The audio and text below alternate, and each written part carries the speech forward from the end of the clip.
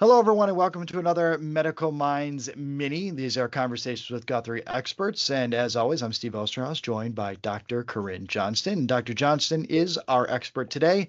This mini episode, the focus is on, well, not everyone's favorite. I usually start with that, Yeah, no one's yeah, favorite. And no one's favorite. and that would be ticks, which are definitely a problem, especially where we originate out of, and that's the Northeast in Pennsylvania and New hmm York State. But it's not just a Yeah, problem here in the Northeast. It's a wide-ranging problem. So if you, as a yeah, primary care physician, could talk to us a little bit about what people can expect with ticks, maybe that first thing, yeah, like what do you do if you think you have a tick yeah. or in Have your to, body, yeah. or what can you do to avoid it? Uh-huh. So great question. So ticks are no one's favorite thing. No one likes to see one attached. If you've ever seen it, looked and said, "What's that freckle?"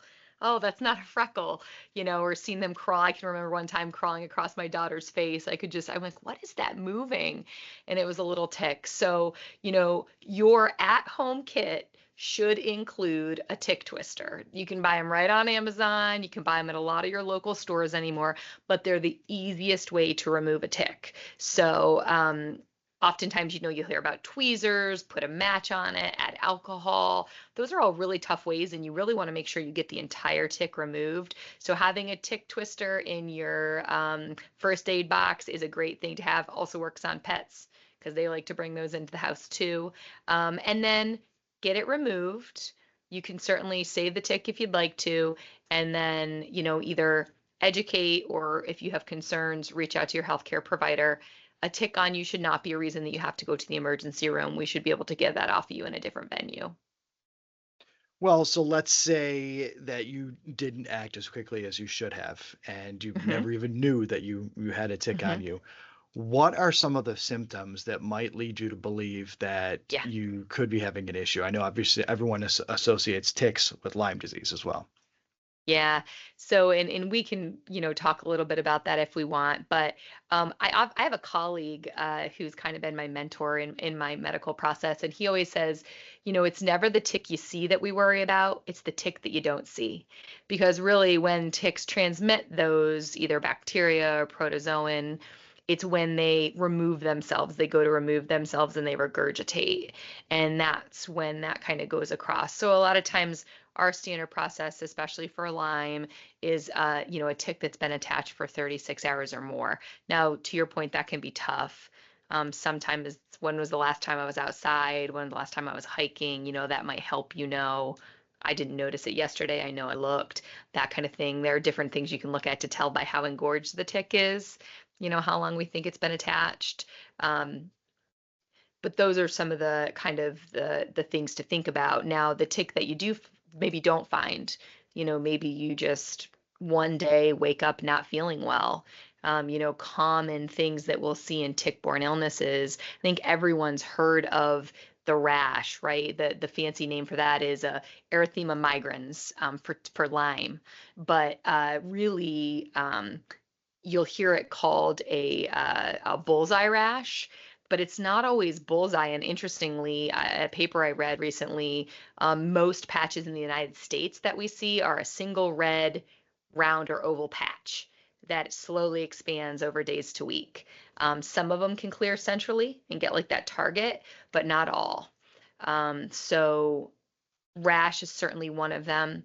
Folks can have headaches, joint pains, fatigue, fever sometimes, that we can see in Lyme, but kind of viral like illnesses, symptoms of a viral illness. So difficult really to spot unless you're going to see Yeah, that rash because you could just yeah, think you're coming down with something. yeah. And sometimes that rash is a nice thing. People see it. They have these kind of constellation of symptoms. They're not so sure what it is, and then they get the rash and they say, aha, this is probably Lyme. But fever, for the most part, fever, headache, achiness in the summer, spring to summer, where we tend to see peaks of tick-borne disease, is not a real common presentation. It's going to take a lot of healthcare providers to think about tick-borne illnesses. So I always tell patients, because I think there's also this misconception that the rash only happens where the bite is. It's not uncommon when the tick's in there for it to be a little red because your body says this is something that shouldn't be here. But it's called early localized disease. That can happen a few days to a month after that tick bite. That's when that rash is going to present kind of right at the spot where the tick bit you on your arm or your leg or your abdomen. And you might have that like headache, fatigue, achiness. But weeks to months after the bite, so in the tick that we didn't see, someone might just present with kind of those blotches all over, kind of multiple blotches, or they might present with what we call Bell's palsy. That's when there's kind of like a facial droop on one side of the face. That could be a common way we diagnose Lyme. Nerve pain, abnormal heartbeats, right? People say Lyme can go to your heart. There is a cardiac Lyme that we can see. That's, like I said, weeks to months after the bite. And then there's late disease, right? Months to years. And sometimes that's arthritis in one or a few large joints. So like knees are the most common that we see. So someone might come in an abrupt joint swelling and warmth. It's red, it's warm. You can see there's fluid on the knee. Always should be checking for Lyme in that case if you're seeing your doctor. So a lot of different ways that it can present. The good thing is that the treatment for all of them is doxycycline, varying amounts of time depending on the severity of the type of the Lyme. There are some other oral alternatives of antibiotics that you can do if you have an allergy or if you're pregnant, if you're really young. Kiddos above 8, though, we give doxycycline to pretty regularly now. Some people need IV antibiotics depend on the type. You might hear your neighbor say, well, that doxycycline's not going to work. I had to get an IV. That's the exception, not the rule, but there are some types. And then I think it's important for people to know that it can take weeks for patients to feel better. So this isn't like when you have, I don't know, I'm trying to think, an ear infection that requires an antibiotic, and in 24 to 48 hours, you feel a lot better. It could take 2-3 weeks to start to feel those symptoms go away. So it takes some time for the medications to work. And then I think maybe, Steve, I don't know, you sounded like maybe you were on this path earlier. We get a lot of phone calls for, I found a tick on me. Can you just give me that preventive dose? Just give me that preventive dose of antibiotics so I can't get Lyme. And that does exist, but there's a lot of criteria that have to be met. So it's not just like, hey, I found a tick crawling on me. A tick crawling on you is not going to do anything. But we need to know that the tick was a deer tick. That's the type of tick that transmits Lyme. It needs to have been attached for more than 3 days, or I'm sorry, a day and a half, 36 hours. I shouldn't do math on the fly like that. Attached for 36 hours. We have to give you the doxycycline within 72 hours of tick removal. So if you're thinking, I'll just hit up Dr. Johnston for that when I go see her in a week, that's too late. It's got to be within the 72 hours of removing it. And then you have to live in a highly endemic area, which, like you said, we do. Right? Mm-hmm. So the northeastern United States, Wisconsin, and Minnesota are the big areas. And it's only doxycycline. So if you're allergic to doxycycline, we don't have another medication that we give for that. We call it prophylactic dose.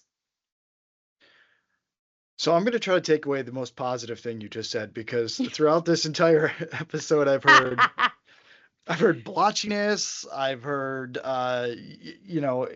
if you are allergic to that medication, there's not another option.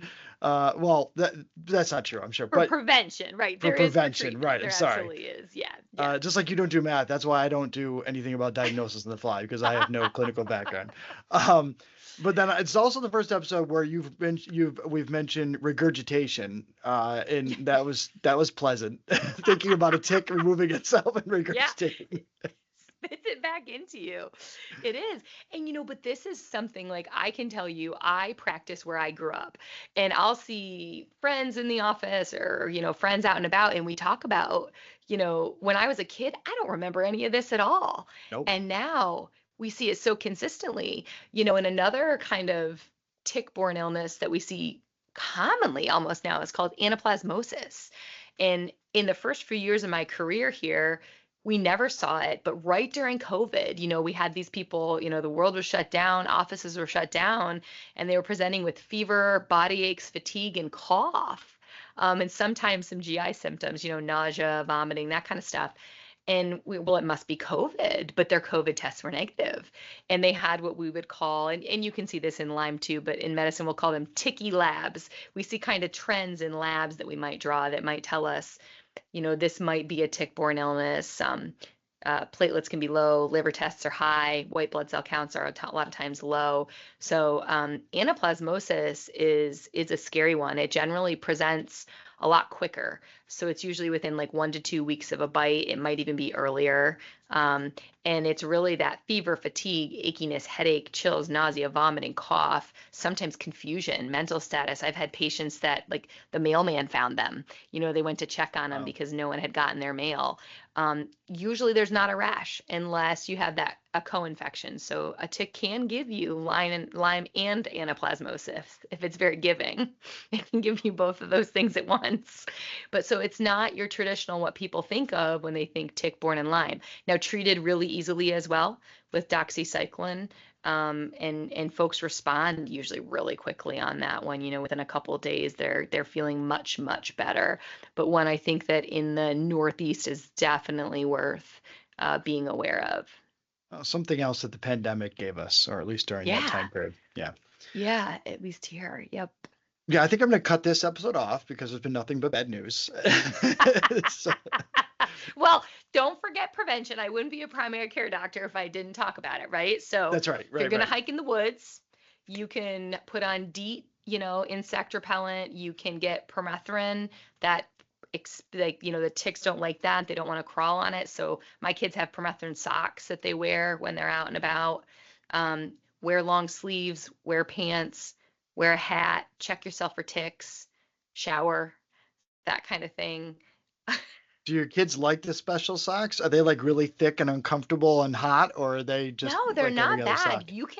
You can buy like permethrin treated, so you can find it, and they have a lot of really nice clothing. If you're an avid hiker or you're a birder, you're out in the woods and in that kind of area, it's really worth buying. They stand up to, I think it's most of them are like 45 washes, but then you also can buy the permethrin to treat your own clothing if you prefer, if you have hikers or boots that you wear.